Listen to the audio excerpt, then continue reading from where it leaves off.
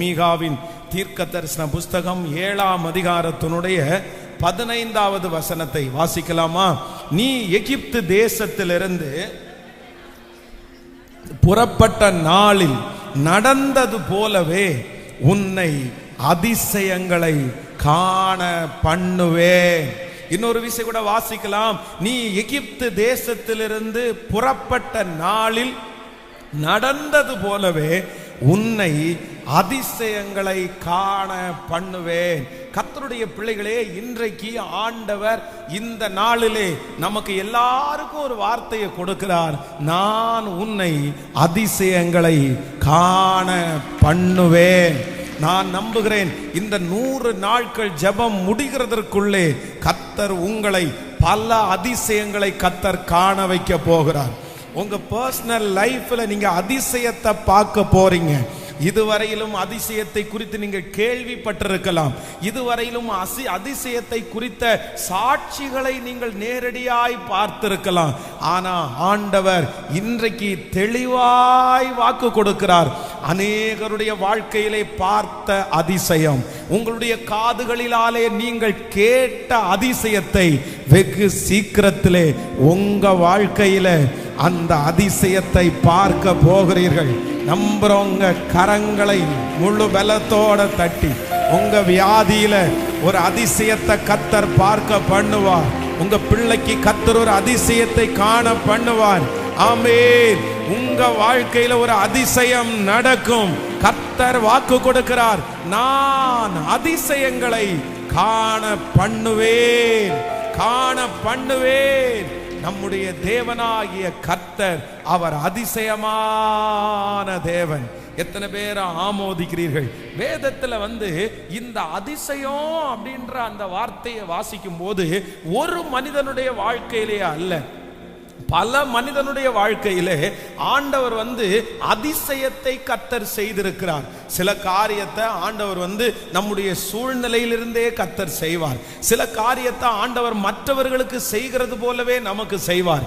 ஆனால் சில காரியத்தை ஆண்டவர் உங்களுக்கு தேவைப்படுமானால், நமக்கு தேவைப்படுமானால் அதை அதிசயமாய் செய்கிறதற்கு கர்த்தர் வல்லவராய் இருக்கிறார். பாருங்க, உலகத்துல இருக்கிற மனுஷங்களுக்கு சில அதிசயங்களை பார்க்கும்போது அவங்க என்ன பண்ணுவாங்கன்னா, இப்படியெல்லாம் நடக்குங்களா, இப்படியெல்லாம் நடக்குமா, அதெல்லாம் நடக்காது, இது ஃபேக்கு, இது சும்மா, இது வேணும்னு இவங்க பண்றாங்க, இது என்னமோ வீடியோ பிடிச்சு பண்றாங்க, இது நடிக்கிறாங்க, ஏற்கனவே இந்த மாதிரி நடிக்க வச்சுட்டு இந்த மாதிரி ஆக்ஷன் பண்றாங்க அப்படின்னு எல்லாம் நிறைய பேர் இப்ப சொல்றாங்க. இப்ப உலகத்துல இருக்கிறவங்க எல்லாம் இந்த மீடியா எல்லாம் ரொம்ப வந்ததுக்கு அப்புறம் ஏதாவது ஒரு மிராக்கல், ஏதாவது ஆண்டவர் செய்கிற ஒரு அற்புதத்தை அவங்க பார்த்துட்டாங்கன்னா நிறைய பேர் அவர்களுடைய ஞானத்தை வச்சு இப்படி ஒண்ணு நடந்திருக்கிறதுக்கு வாய்ப்பே இல்லை, அப்படின்னா ஹாஸ்பிட்டலே தேவையில்லை, அப்படின்னா நீங்க எல்லா மருத்துவமனையும் க்ளோஸ் பண்ணிடலாம்ல, டாக்டர் படிக்கிறதுக்கு எதுக்கு தேவையில்லை அப்படின்ற கேள்விகளை எல்லாம் நிறைய பேர் எழுப்புறார்கள். ஆனா அவர்களுக்கு அது தெரியாது. நான் நம்புகிறேன், நான் ஆராதிக்கிற ஆண்டவர், நீங்களும் நானும் ஆராதிக்கிற ஆண்டவர் அதிசயம் செய்துதான் உங்களை அந்த பிரச்சனையிலிருந்து வெளியே கொண்டு வர வேண்டுமானால், அது ஒரு அதிசயம் நடக்க வேண்டுமானால் அந்த அதிசயத்தையும் உங்களுக்காக செய்வதற்கு கர்த்தர் வல்லவராய் இருக்கிறார். ஆமென். தானியேலை குறித்து வேதம் சொல்லுகிறது, தானியேலை ஆண்டவர் நினைச்சிருந்தாருன்னா அந்த ராஜாவுடைய மனதுல கொஞ்சம் இரக்கத்தை கொடுத்து, சரி என்ன நடந்தாலும் பிரச்சனை இல்லை, இதுவரைக்கும் ராஜா போட்ட முத்திரையை மாற்ற முடியாது, ஆனா நான் மாத்துறேன், எனக்கு தாவீதை ரொம்ப பிரியம், தாவீதை பிடிக்கும், அதனால நான் மாத்துறேன்னு சொல்லி அந்த மனுஷனை வச்சு ஆண்டவர் மாற்ற முடியும். ஆனா ஆண்டவர் என்ன நினைக்கிறார் அப்படின்னா, தானியேலின் தேவன் ஒரு அதிசயத்தை செய்ய வேண்டும் என்று நினைக்கிறார்.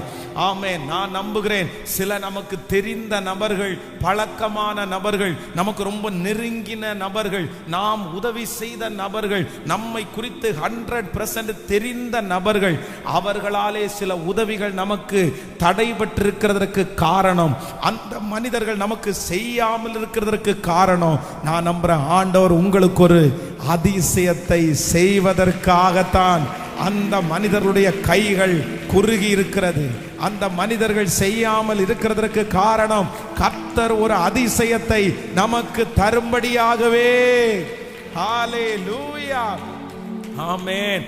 கிதியோனை குறித்து நேற்றை நம்ம ஞாயிற்றுக்கிழமை கூட நம்ம தியானிச்சோம். கிதியோனுடைய இருதயத்துக்குள்ள நிறைய பயங்களும் சந்தேகமும் அவனுக்குள்ளே இருந்துச்சு. ஆண்டவர் அவனை தனியாக தெரிந்து கொண்டார். பராக்கிரமசாலியே, கர்த்தர் உன் கூட இருக்கிறார்னு சொல்றாரு. ஆனா ஆண்டவர் மேல நம்பிக்கை இருக்குது, ஆண்டவர் மேல ஃபெய்த் இருக்குது. இந்த காரியத்துல நம்ம தோற்று போக கூடாதுன்னு சொல்லி எல்லாரும் அமைதியா இருக்கும்போது வந்து நிற்கக்கூடிய தைரியம் இது எல்லாமே இருந்தாலும் அவனுக்குள்ளே உள்ளே சந்தேகம் நிறைய இருக்குது, அவிசுவாசம் நிறைய இருக்குது. ஆனா அதற்கு ஆண்டவர் ஒன்றொன்றாய் அவனுடைய சந்தேகத்திலிருந்து கர்த்தர் விடுதலை கொடுக்கிறாரு. அப்போ இந்த மனுஷன் என்ன கேட்கிறான் அப்படின்னு சொன்னா, ஆண்டவரே நான் எனக்கு இன்னொரு அடையாளத்தை நீங்க தரணும். நான் என்ன பண்றேன் அப்படின்னு சொன்னா, ஒரு தோலை கொண்டு போய் நான் வெளியே நான் போட்டுறேன், எனக்கு ஒண்ணு தரணும். அந்த தோல் முழுவதுமாக நனைந்திருக்கட்டும், எனக்கு இந்த மாதிரி ஒரு அற்புதத்தை செய்யுங்க அப்படின்னு ஆண்டவரிடத்துல கேட்கிறான். கர்த்தர் அந்த இடத்திலையும் அவனை கர்த்தர் விசுவாசத்தை வளர்த்துவதற்கு, ஒரு அற்புதத்தை கர்த்தர் செய்வதற்கு கர்த்தர் வல்லவராயிருந்தார். ஆமென். நான் விசுவாசிக்கிறேன், நான் நம்புகிறேன். கர்த்தர் உங்களுக்கு ஒரு அதிசயத்தை காண பண்ண போகிறார். அந்த பிள்ளையினுடைய வாழ்க்கையில ஒரு அதிசயம் நடக்கும், அந்த மகனுடைய வாழ்க்கையில ஒரு அதிசயம் நடக்கும், உங்க வேலையில ஒரு அதிசயம் நடக்கும். இது கர்த்தர் வார்த்தை, இது கர்த்தர் வார்த்தை. பாஸ்டர், இந்த தேவையை நான் எப்படி சந்திப்பேன், இது எப்படி நடக்க போகுதுன்னு எனக்கு தெரியல, இதை நான் கட்டி முடிச்சிருவேனா, இதை நான் செஞ்சு முடிச்சிருவேனா, இது நான் சாகிறதுக்குள்ள இது சாத்தியமா, இது என்னுடைய சம்பளத்தால முடியாது, என்னுடைய பலத்தால முடியாது. ஆனா ஆண்டவர் வாக்கு கொடுக்கிறார், நான் உனக்கு ஒரு அதிசயத்தை செய்வேன். ஒரு அற்புதம் நடக்கும், ஒரு அற்புதம் நடக்கும். கர்த்தருடைய பிள்ளையே, உங்களை இதுவரையிலும் நடத்துறது ஒரு அதிசயம், உங்களுக்கு வேலை கிடைத்தது ஒரு அதிசயம், அந்த பிரச்சனையிலிருந்து நீங்க விடுதலை கொடுத்தது அதிசயம். அது மனிதனால முடியாது, உங்களால முடியாது. கர்த்தர் உங்களுக்கு ஒரு அதிசயத்தை செய்துதான் இதுவரைக்கும் வச்சிருக்கிறார். அந்த தேவன் இன்று வாக்கு கொடுக்கிறார், மறுபடியும் நான் இந்த காரியத்திலே உனக்கு அதிசயத்தை காண பண்ணுவேன்.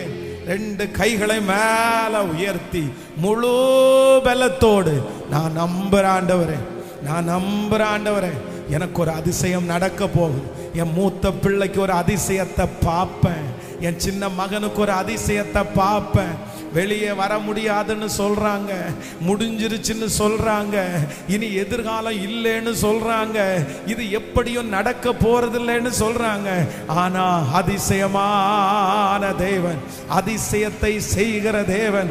ஸ்தோத்திரம், ஸ்தோத்திரம், ஸ்தோத்திரம். ஹல்லேலூயா. உன்னை நான் அதிசயங்களை காண பண்ணுவேன். ஆமென். இஸ்ரவேல் ஜனங்களை எகிப்து தேசத்திலிருந்து விடுவதற்கு ஆண்டவர் எத்தனையோ காரியத்தை செய்றாரு. ஆனா இஸ்ரவேல் ஜனங்கள் வெளியே போறதுக்குரிய வசதியே வரல. அந்த பார்வோனுடைய இருதயம் கடினமாகுது. பார்வோன் என்ன சொல்றாரு அப்படின்னு சொன்னா, நீங்க மட்டும் புருஷர்கள் மட்டும் போயிட்டு வர வேண்டியதானே, நீங்க எல்லாம் எதுக்கு அங்க எல்லாரும் சேர்ந்து போறீங்க, நீங்க இங்கேயே ஆராதிக்க வேண்டியதானே. அப்படி ஒன்னொன்னா தடை மேல தடை போட்டுட்டே இருக்காங்க. ஆனா ஆண்டவர் நினைச்சிட்டாரு, இப்படி செஞ்சா உங்களை விட மாட்டாங்க, இப்படி செஞ்சா நீங்க இந்த இடத்துல இருந்து போக மாட்டீங்க. அதுக்கு நான் ஒண்ணு பண்ண போறேன், அதிசயத்தை செய்ய போகிறேன். ஹல்லேலூயா. அத்தனை நாட்களும் இருந்த நைல் நதி, வேதம் சொல்லுகிறது, மோசையினுடைய கோலை வச்ச உடனே அது இரத்தமாய் மாறினது. அப்படியே பார்வோனுக்கு பிரமிப்பா இருக்குது, என்னப்பா இது, என்ன நடந்துச்சு?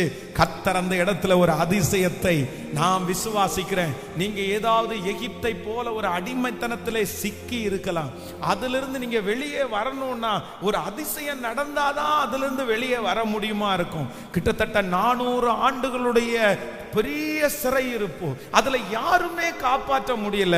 ஆனா கர்த்தர் அதிசயம்தான் செய்து இந்த பிள்ளைகளை வெளியே கொண்டு வரணும்னு நினைச்சாருன்னா, கர்த்தர் அதிசயத்தையும் செய்கிறதற்கு கர்த்தர் தயங்கவே இல்லை. உங்களை வெளியே கொண்டு வருவார். பல வருஷத்தினுடைய சிறையிருப்பு மாற போகிறது. பல வருஷத்தினுடைய அடிமைத்தனத்திலிருந்து கர்த்தர் உங்களை, உங்கள் குடும்பத்தை கர்த்தர் வெளியே கொண்டு வர போகிறார். கர்த்தர் நீங்க ஓங்கிய புயத்தினால கர்த்தர் கொண்டு வர போகிறார். நீங்கள் சந்தோஷத்தோடு வெளியே வரப்போகிறீர்கள். அதற்கு தேவன் ஒரு அதிசயத்தை, ஹalleluya, நம்புறவங்க ஜெபம் பண்ணிட்டு கைகளை தட்டி ஆமென், உன்னை அதிசயம் காண பண்ணுவேன், நீ அற்புதம் கண்டிடுவாய். ஆமென். எனக்காக வழிகளை கர்த்தர் திறந்து ஒரு அதிசயத்தை செய்வதற்கு கர்த்தர் வல்லவர். ஏற்ற வயசுல அந்த அதிசயம் நடக்கும். எனக்கு ஒரு விருப்பம் இருக்குது, என் மனசுல ஒரு பெரிய சந்தோஷம் இருக்குது. இந்த ஜெபம் 25 டேஸ் முடிகிறதுக்குள்ள, 25 நாள் முடிகிறதுக்குள்ள இந்த சத்தத்தை கேட்கிற நிறைய பேர் அதிசயத்தோட கர்த்தர் உங்களுக்கு ஒரு அதிசயம் செய்வார். Thank you Jesus.